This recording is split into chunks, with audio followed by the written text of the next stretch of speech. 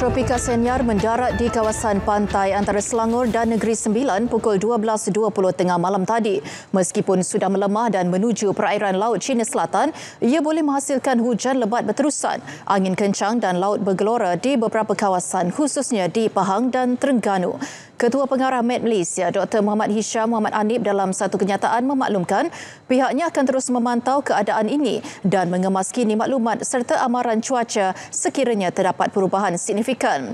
Malaysia pernah dilanda ribut tropika dua kali, iaitu ribut tropika Greg di barat Sabah pada 26 Disember 1996 dan ribut tropika Veme di selatan Semenanjung pada 26 Disember 2001. Namun Senyar mendapat perhatian penyelidik seluruh dunia kerana kali pertama berlaku di Selat Melaka.